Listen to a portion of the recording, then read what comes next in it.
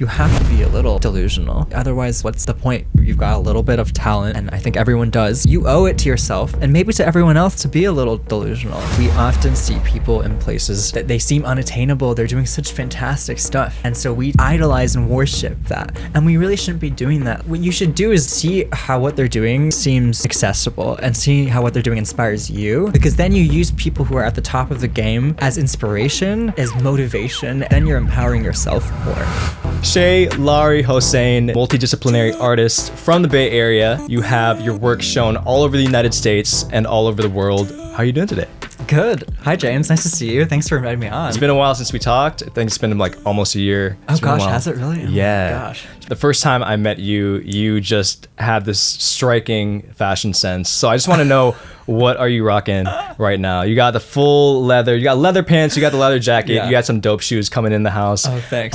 Yeah, just want to know like where your fashion sense came from, your inspiration, stuff like that. Yeah, I wore something really demure today because I'm like, it's a podcast, so we better keep it, not distracting. We're actually like matching right now. We're all in full black. That's right. This was not planned. I think, it comes from my graphic design sensibility. Like, I am not afraid to be loud, and I think it's really important, to be expressive if you'd like to be. And so I really enjoy finding pieces that are like really gorgeous, really colorful, like really vivid. Just say a lot of things that I feel like could apply to other things I love in design. Do you have places? Do you go thrifting? Where do you get these pieces from? I do, actually. Yeah. Maybe you'll show one of the. If you're saying you're going to show pictures from my Instagram, there's probably one that's going to show up. That's a jacket that I wore to an opening, and I thrifted it from Shasta when I was on a road trip with some friends. Okay. And we just passed by this really alluring thrift shop that had all sorts of different things, not just clothes. Yeah. And just trinkets, and it just looked so. And we had just gone to a wine bar, and I was probably the most. Yeah. And I dragged them in, and I gab with the really nice owner there, and a graffiti artist who works with her and is sitting there. Nice. And I find this this really beautiful blue woman's jacket, and it's $14, and I'm I'm 3 glasses in, so I'm yeah, take my money, please. So it's stuff like that. It can be serendipitous, and it's nice to curate. I don't think you have to go designer. I don't think I have anything designer. I think it's more fun to kind of sort through what you find out there. Yeah, absolutely. Yeah. So you are of American and Pakistani and British nationality. Were you born here in California? In the Bay Area, in San Jose. And then your father was Pakistani, or? Yeah, both my parents are. Yeah. Oh, really? Yeah, that's right. And my mom is British, so and I grew up here, but I had the privilege of visiting almost nearly every summer when I was growing up, which was a huge, incredible opportunity that I had. Oh wow. Yeah. Okay. And my mom really still misses it, and so it was kind of a non-negotiable. You are a photographer by trade. You've had your photos shown, all over the world, all over United States. And I just want to know how you got started in photography. Yeah, that's a great question. I was so fortunate that my parents got me a little 3-megapixel Kodak point and shoot, when I was probably something like 8 or something like that, and I became obsessive, with it as one does, and I think it became almost like a tick that I would carry it around, and it would I would constantly need to make pictures. And but for me, the breakthrough was in high school when I had an art teacher who he really, and this seems obvious in retrospect, but for 15-year-old me, it blew my mind. He just basically taught me that photography is art, and you can mold it, you can say whatever you want with it. And it was really exciting for me because I hadn't really contemplated this before. Yeah. And so, at the same time when I was young, I'd become really obsessed with typography, and as a result, my grandparents, having all this Adobe software in Karachi, in Pakistan, that I never had access to really here, growing up. Yeah. Even though I grew up in Silicon Valley, I had to go all the way there to use a Mac for the first time, to figure out different fonts, when I was 3 or 4. So all of these things converged for me. And my grandfather also was a photographer, and I think he was really happy about it. But it didn't immediately. I think it wasn't such an immediate instruction, but it just kind of through osmosis, through being on those environments, that all converged for me, and it was just it was such a perfect, wonderful medium for me. Are your parents artistic at all? Are they in the arts, or creative? My parents are. My mom's family, a lot of them are. Like my grandmother's an architect. Wow. My grandfather was a historian and a photographer and a writer, and so I think it comes from that. Yeah, that's cool. So it's just kind of in your DNA. Basically. I think so. I think so. Do you have a preferred camera that you enjoy working with, or do you preferred, I guess, format, digital, film? I think they all have their uses, and I think folks almost spend too much time thinking about it. I think there's so much joy in all the different formats you can use. I think for me, like I've spent a lot of time with medium format, a Pentax 6.7, which is a wonderful camera when it works, and then my digital work that I've shown has all been on full frame Nikon, which is the system my grandfather used, which is a really funny coincidence also. And do you develop your own film, or do you have it developed by? Most of the time I have it developed at a lab, and there are some exceptions. Like when I shot a concert for a musician friend, and I realized that movie film has a lot more latitude, and it's a really dark, challenging environment to shoot a manual focused medium format camera in, which is the only way I was going to do it, because I was like, well, I've got to make this somewhat interesting. And so I used like movie film, and then we had to develop that. My friend helped me develop it in his snake because he had the chemicals, and you can push that like 7-8 stops, and there's a lot more latitude that you can have with it that C41 doesn't have. So I checked out your website, and you started posting your work as early as 2013 and 2014. Could you walk me through what that was like when you were first getting into photography and kind of getting over that hurdle of putting yourself out there, posting your first pictures that you thought were kind of good enough to post on the internet? Yeah. Well, at that time, no one was seeing my website, so it was a really safe bet. It wasn't that vulnerable, and maybe they're still not. I don't think so. But I was really excited by that high school teacher I had, who really kind of showed me the power of the medium, and so he'd assign us to go out and shoot. It was like that was what we had to do for homework, and it was such a beautiful way to explore that. And so I quickly found that I think I ventured out into my like neighborhood, and just outside, and I like was like just around like San Jose, and I was finding these really quiet scenes, and like we talked about, like it's just like I felt like for me it was such a meditative like experience, because I'm normally like really social, and I think it gave me a lot of time to myself that I felt was bearable. As an extrovert, I think we're always like looking for I don't know, stimulation of some sort, and that was a great way to kind of become very zen and take in a space and become really intimate with a space. Do you meditate at all? No. Interesting. So this is your meditation. Yes. Yeah. Okay. Absolutely. Your largest series that you have going is Silence in B flat, Dialogue in B flat, Dialogue in B flat Part 2, or Silence in B flat Part 2. Yeah, that's right. Right. Could you talk about the inspiration behind that name? That interested me because you do have a background in music. You play guitar, you play piano, like we just did. We had a little jam session before this, and I'm interested in the naming behind that, the naming scheme behind that. Yeah, that's a great question. So when making Dialogue in B flat, this was again a high school project, and I had ventured into downtown neighborhoods in San Francisco, and I'd either like drive up by myself, or my dad would take me, or I think I even took the train a couple times, and so it would just be me and my camera at night.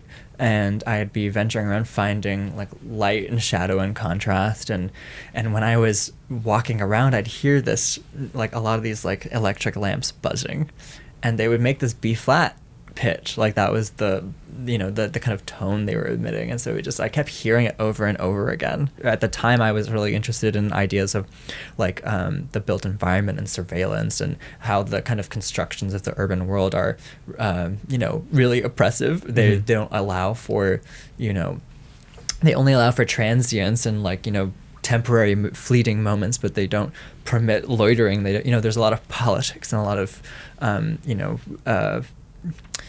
you can feel that when you're in those spaces, like that, the way that they're designed. And so I wanted to capture that. Did you feel that as you were taking these pictures, like you felt like out of place as this single person, in the middle of the night by yourself, like you shouldn't be there, like this is like this kind of alien feeling? Or did you feel kind of more I think so, but I was too young to really take it seriously. I think my role there was to kind of observe and intrude on the space. And people were fantastic. They were really? I mean that's a real privilege for me to say, like, just as a guy like wandering the street at night, but like people were coming up to me talking about like their first camera. They were like, I think there were some people who were a bit suspicious. They were like, what are you doing? And I was like, oh, I'm an art student. And like, because they were like, what are you recording?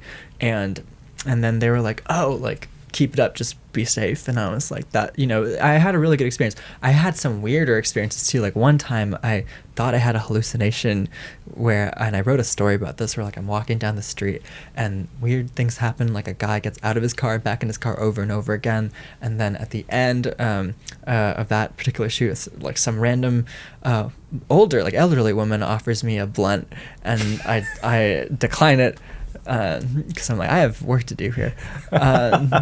And then I hear this like disembodied voice going like, who's that kid? Like, call the cops. And I was just like, what? And I looked up because it sounded like it was coming from above, and I couldn't see anybody. And I was just like, it was weird. So I I was like, okay, this is a little freaky. So I speed walked back to my car. Yeah. But like normally, it was really fantastic. Yeah, I'm glad like nothing crazy happened to you during all those times. Yeah, but it's interesting, like to go back to that topic of surveillance. Like if you point a camera at someone's residence, especially in San Jose, but like in more suburban environments, like it invariably draws them out of their house, at least at that time. Yeah, it was really fascinating. So that's suburban paranoia. Yeah, I feel like. Yeah. If something is slightly out of place, that's just like a cause for alarm. That's basically the website next door. Right. It's like, oh my god, did you guys hear that? What's that noise? What are these helicopters? Yeah. 100%. Yeah. Yeah. Yeah. I was looking at all these pictures from this series, and I was just drawn to, like you said, the high contrast shadow and like the use of negative space, the texture, all that stuff. Because at face value, you see it's a picture of a street at night, but then I started getting drawn into it more and more. Like, wow, I feel like I was starting to like understand, trying to see like how you saw it, right? Like you're focusing on, I guess, primarily like on the composition, the contrast, the texture, the lights. So. Yeah, it's a very compositional series, and it's also about feeling. Like I'll drive to certain neighborhoods where sounds can be flat when I was making it, and I'd take in what I feel like in a particular street, on a particular street, and and the thing that I love about that work that I hold dear to my heart is there's a lot of authorship in it, I think, for me, which is really special and important in art, and especially photography. It's I think it's challenging to do. And the reason I say that is because I would spend hours and hours and hours taking in that scene, and I'd be recording like hundreds and hundreds of images for it. And as things happen, like lights toggled on and off in like apartments, like people would drive by, like people would walk by, cars would move, all of that. Like I could then have a record of the scene that was hours long, and so I can combine and composite a new scene out of that. Like I can kind of stage it. So I'm playing with people's perception a little bit of like what they can trust in a photograph, and it really sets up a way for me to craft my own scene that could have happened, but didn't necessarily happen the way it's being presented. Yeah, you're playing with like chronologically with time. Yeah, right? Absolutely. You're showing the passage of time in a single frame. Yeah, totally. Which is really cool. But it looks like it was all taken at once. It looks like a single frame. So that's the illusion that you're trying to create. Yes. Yeah. And people don't really realize it's an illusion, which is special. Like I think they look at it, and because so many images are averaged, it kind of creates these smooth transitions of color. Because otherwise, I don't really edit the pictures. Yeah. And like at all, actually. And so they're often baffled because they're like, this looks like almost like a painting. This looks surreal. Like what's going on here? But they don't know why. But in terms of, editing, I think the best editing you can do is sequencing and curation, honestly. I think that's, that's the most interesting part of it to me. And it's the most difficult, and then it's the most frustrating part, Yeah. But it's the most rewarding part, I think. And you have an exhibition coming up right? In Santa Clara. Yeah, that's right. Yeah. Cool. And that is at the Triton Museum of Arts.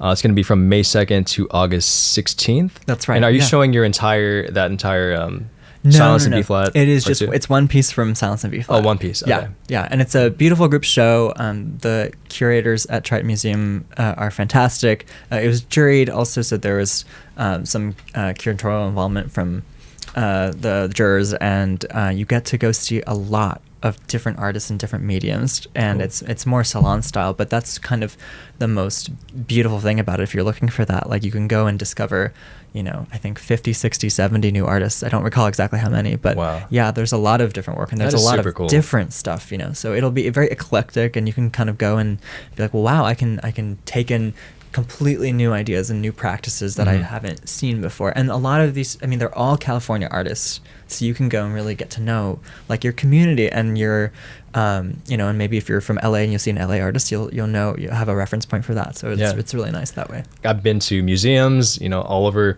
United States, but I'm always curious in the back of my mind, like, what is the process of getting your work into museums like this, into shows?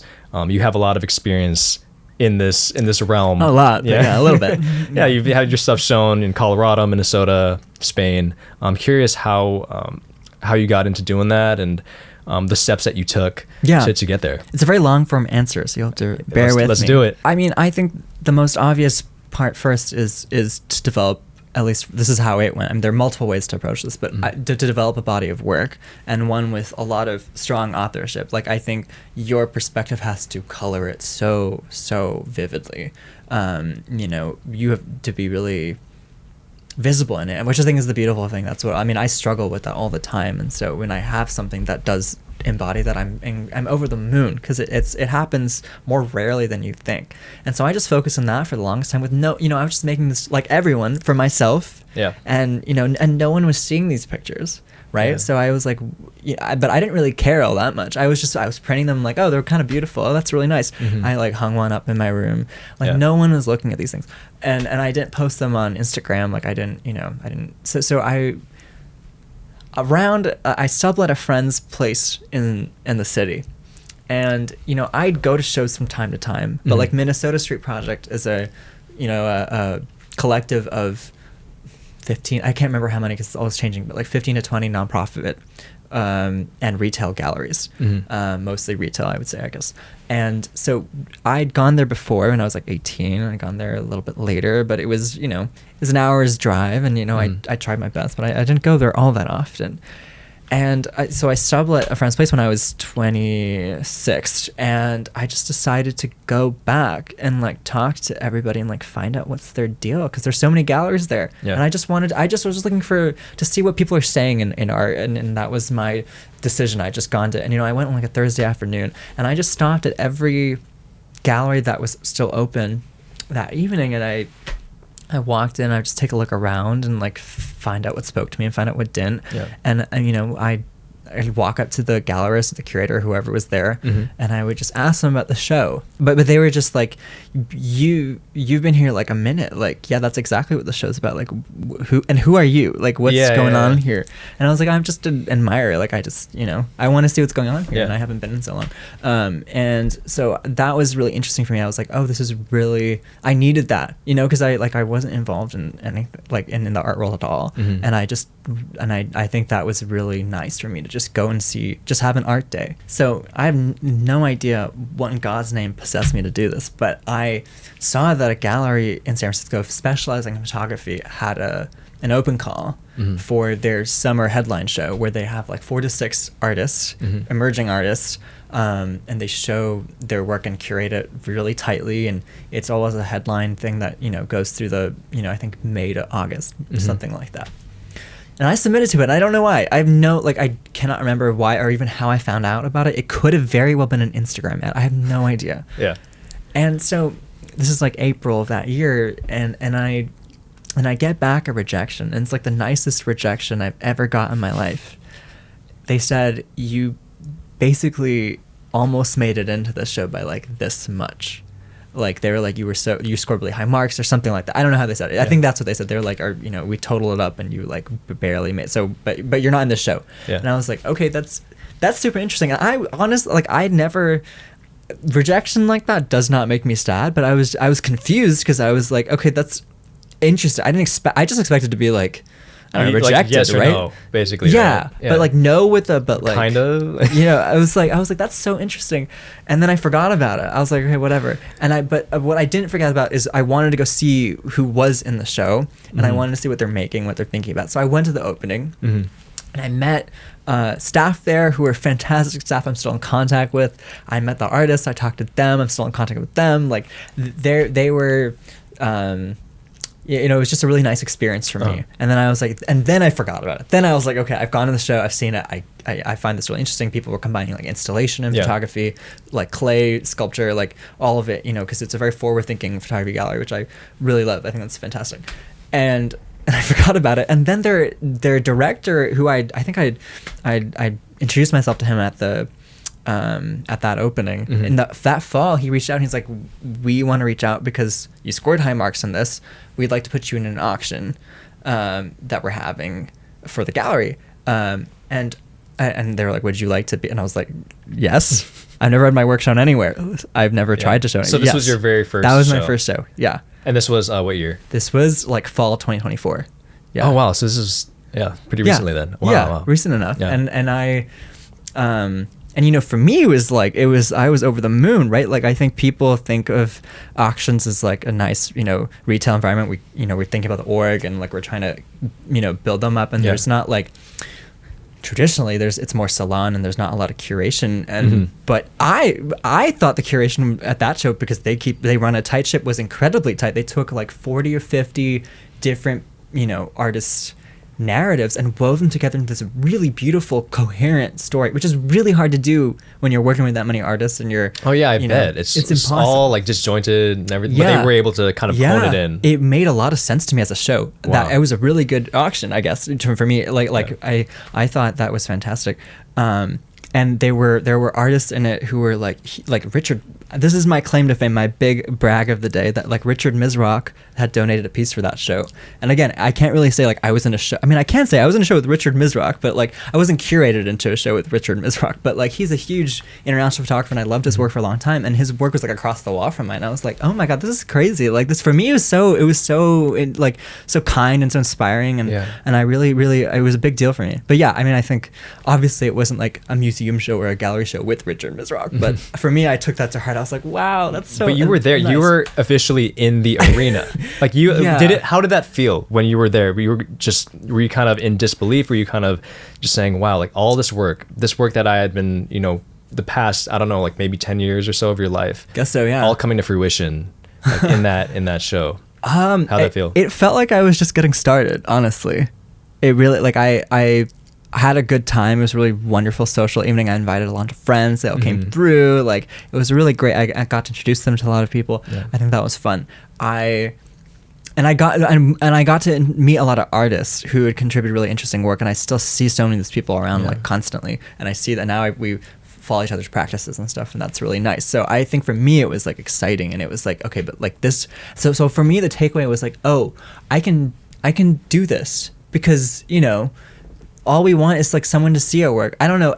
Different artists have different perspectives on this, but like I really love when like I'm aware of an audience, which maybe is not the best thing, but I really enjoy it. I think it must be there was, you know, I have to tell you this story about this really incredible painter, she works in oil marbling, this Iraqi painter who I met at Institute of Contemporary Art that summer, so even before I'd had a show, and I walked into the show and I brought two friends, and there was just these huge figurative paintings of like, you know, really beautifully drawn like stylized women with marbling, and they kind of sort of resembled her a little bit, but you know, they were much too abstracted to really say for sure. But she's my favorite painter on the planet, I think. Wow. And what's your name? Have Karaman. Okay. And could you send that to me after so I can will. Put it? Yeah. Okay, yeah. Perfect. And she's one of my favorite painters, if not my favorite painter. I took my mom to her show later and she cried. And so I was immediately struck. And then all the other people at the show, you know, were really attentive, earnest, you know, but they were white. for the most part. And Yeah. I felt like it was really speaking to me in a way that like, and that's a really reductive way to think about things, but that's how I just felt in the moment, and there's a lot more complexity to them than that. But so I talked to her after, because I was just like, how, I think people are like appreciating it logically, but I'm like emotional right now, which is I think how art's supposed to be. Yeah. And so I was like, how do you feel about, when people ask you questions that like don't really, like they kind of miss the mark, or they don't really communicate a huge understanding of the work at a deep resonant level. Like, how does that feel? And she was like, I don't care at all. Like, I'm like, she's like, I genuinely, like, I just make this for myself. And I was like, I totally see that makes a lot of sense. But I think I love when people react to my work in a positive way, and it, like, they tell me that it has changed their perspective, like in a, not in a, like a strong political way, but just in like a, like they started thinking about things and they're inspired and like actually broadened their mind in some way. I'm so opened happy. up a section of their brain that they didn't know existed. Exactly. Right? Yeah. And she was like, you're a graphic designer, right? And I was like, what? How did you know that, and why? And she was like, because I used to be when I transitioned from that to my practice, and I was my mind was blown. I was like, oh, yeah, that, wow. Of course. So this was at the same show, or this is a separate? No. This is a separate one, right? This was her solo opening at Institute of Contemporary Art in the summer of 2024. Okay. Yeah. But so this is all in 2024. You had that auction, and then the also auction I was in at a photography gallery in San Francisco was in the fall. Yeah. Wow. Yeah. But yeah, that 20 minutes I spent talking to her was really lovely for me, and yeah, I really appreciate her for that, because she's one person. She's like an international artist. I don't see her around. That's the first and last time I've seen her. So so it was nice. Yeah, it's a very serendipitous moment right there. That's amazing. Like, if you're gonna put yourself out there into like an art show, you are being vulnerable, I think, in the ideal, if it's good, and I think the biggest critique I have of my own work is that maybe it hasn't yet been as vulnerable as I want it to be, at least what I've shown. My work, I have lots of work that's very, very vulnerable, but I think there's so much that happens with sequencing and curation and so many different logistical considerations, right?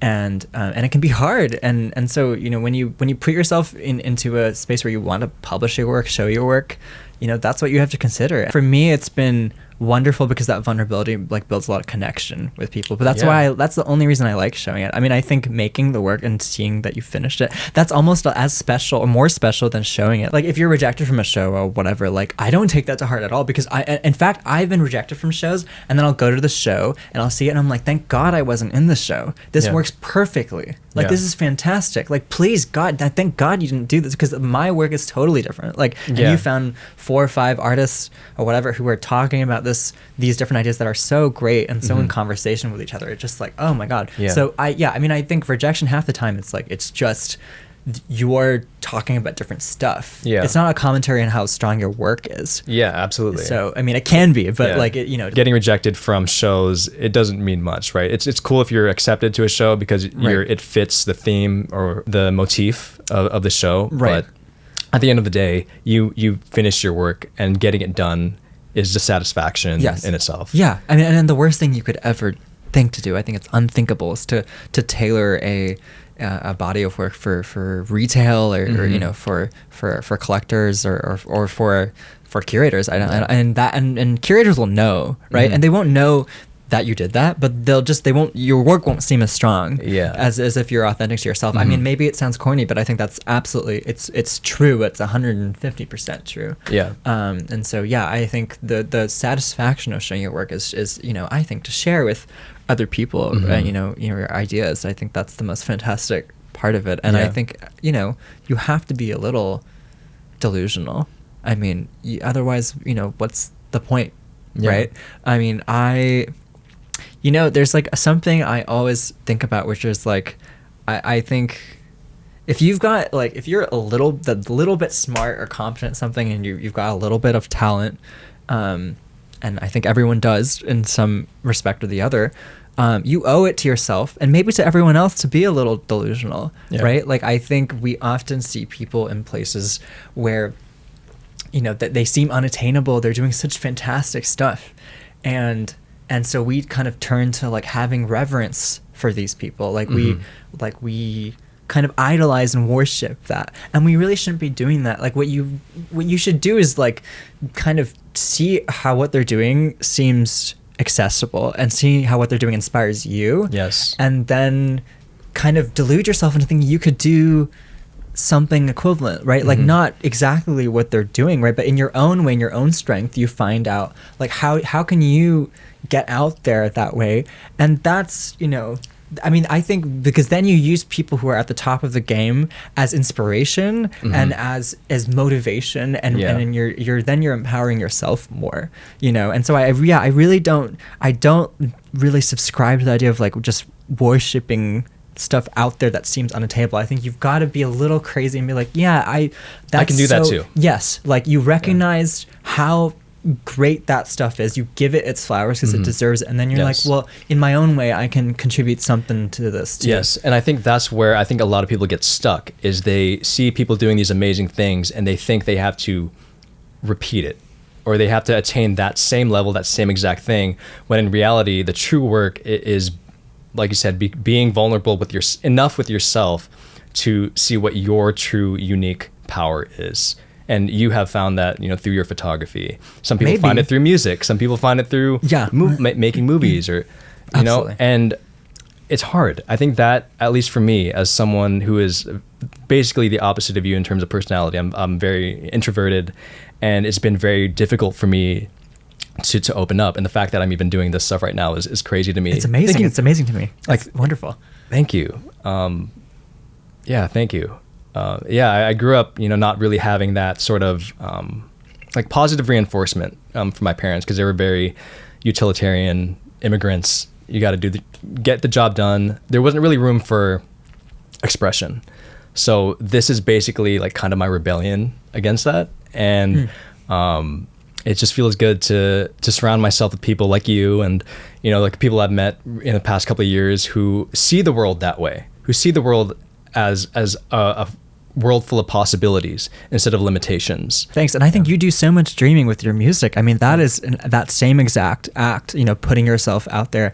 And you know, I don't mean like dream in a kumbaya way where it's like you're gonna get every single art grant that comes your way and every residency, and you're gonna get all the resources, you know. But I'm just, be scrappy. Like, do, you know, we've all got to be to a certain extent, you know, and like, you know, do as much as you can with whatever you've got. And it's okay to want more. It's okay to want that grant and be like, hey, I can't frame these pieces unless this comes in. Like, I don't mean like, like if you just make it happen even if you don't have the money. Like, that's a real, like, artists are struggling right now in the Bay Area, and it's a serious thing. What I'm talking about is if you've got a keyboard at home and you're like watching a concert pianist on YouTube, you have to be like, maybe I could get 80% of the way there, you know, like that's what you know, that's what you can do yourself. Like, and like I said, you just owe it to yourself. I mean, there's so much subjectivity in art, which is what I like about it. I mean, that's what's scary about it, right? Like, that's like, there's so many ways to express yourself, and no one gets to tell you how. And people will even resent you for this, perhaps. Like, I haven't had that happen because now I'm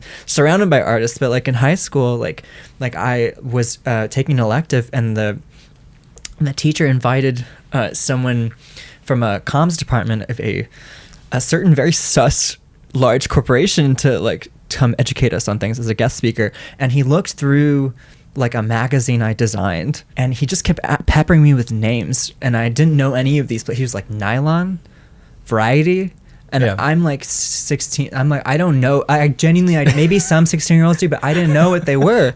So I was just like, no. He just kept picking, and he was like, well, you were obviously inspired by these. I can see it directly, like from the. And I was like, I've never heard of these, and I didn't. And I said it very politely, like, I haven't heard of these, but you know. And then he just got increasingly mad and more frustrated by that. And by the end of it, he said to my teacher, he turned to her, and this is my journalism teacher. He turned to her and he said, I hate artists. And that stuck in my head for a really long time. And you were a 16-year-old kid in high school. Yeah, but this guy must have hated his life, dude, to say that to. But what I really loved about it was that he like recognized me as an artist.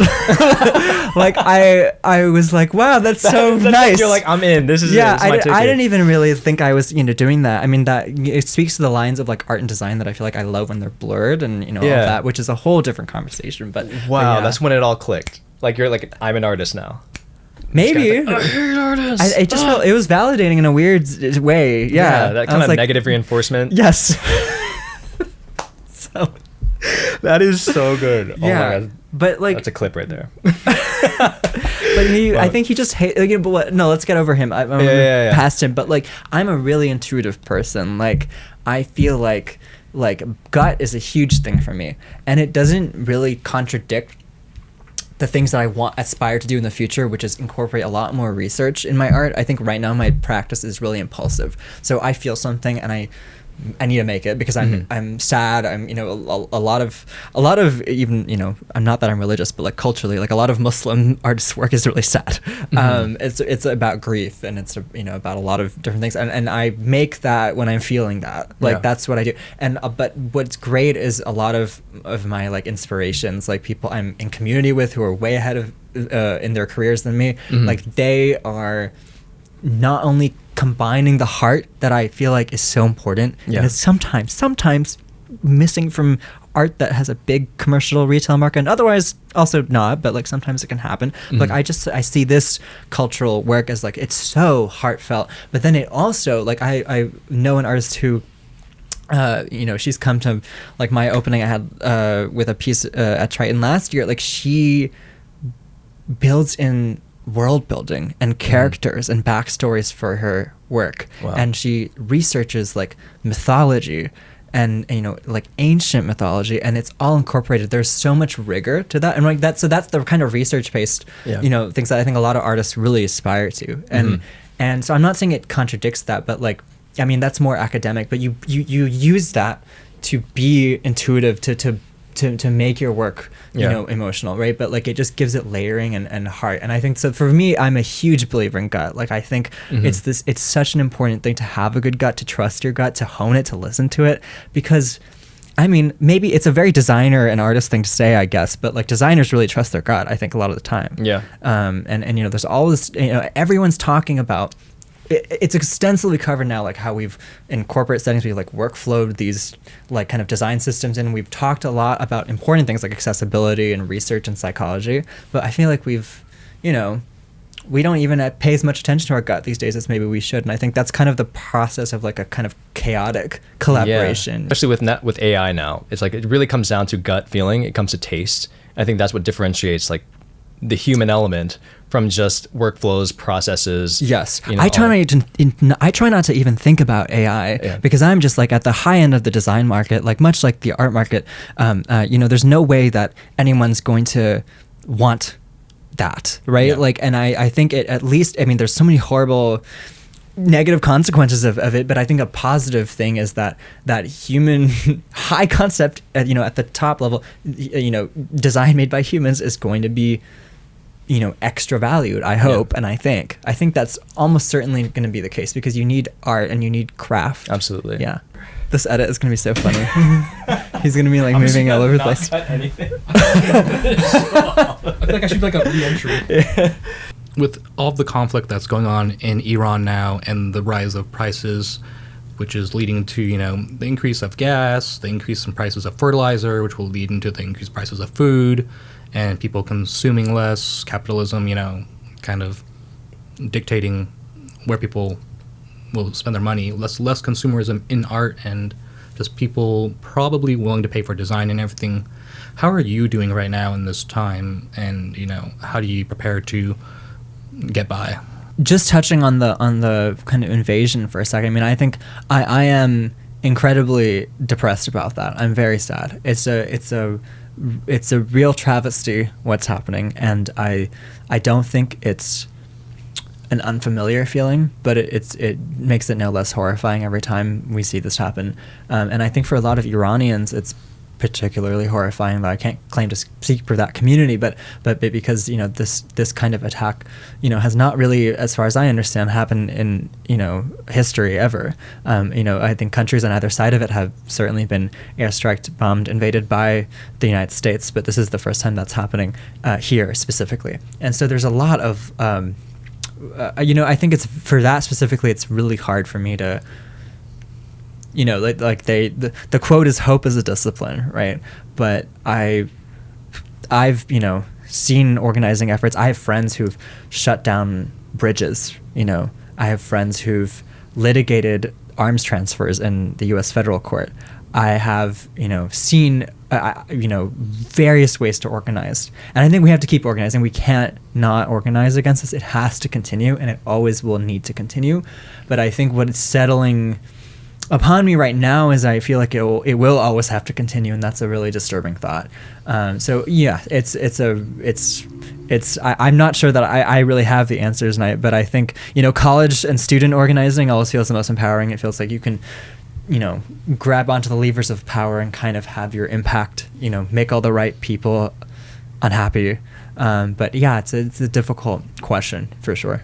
What is one piece of advice that you have for those who want to get started in photography or fine art like you have? I would say focus so deeply on your practice. And if you don't know what that looks like or what even that is, go to shows. Go to shows all the time, see what people are thinking about, see how a show is structured, figure out what mediums are that are being used, and either use that for inspiration or make something totally different. Either way, whether you use the kind of mediums that are widely all over the place right now, or you go in a different direction, you will still make it your own. And I think you need to get out there and just see what people are saying. I think that's so important. It's so important, and that goes back to being earnest about shows, right? Go and see how you feel about them. Don't let anyone else tell you how you feel about them. I think that's important, and then that is the great jumping off point, and you will never know how it goes from there, because this wasn't a plan for me, and I don't think it's planned for anybody. It just happens. I have friends who have been working at this for far longer than I have. Multiple 2 instead of 1 decades of work, and they just started the same way it feels like I started. Not even getting a BFA or an MFA or whatever, and then they're up for certain really interesting places and interesting shows that they never dreamed of. So yeah, you can't plan any of it. That's the one thing I would say. What is one thing you wish you could go back and tell your younger self? That's a great question, and it's a hard one. I think because everyone's talking about multidisciplinary stuff right now, right? It's all the rage, and for good reason. We've already talked about how my music background is able to benefit the video art I make, because I can do the sound design myself. Mm-hmm. I can record or create sounds, and then I can manipulate them, and I can do that because of my ear. Mm-hmm. And that's incredibly helpful. But as a counterpoint, it's not essential. I think if you're big enough, you can hire a sound designer, and they can further your thesis, and you can say what you need to say. So there's all sorts of practical ways to go about it. Yeah. But I would tell my younger self, honestly, as good as it is to be multidisciplinary, I sort of think it's really, really hard. And some people do it really well. I have one friend who tours. She's a musician. She has 4 or 5 albums. She does it really well. She's such a talented visual artist, and she's developed an entire new style of guitar playing. That's crazy, right? Uh-huh. And it's really hard not to be completely blown away, and it's really hard to ever believe I'll be as good as that. I don't think I will be, but I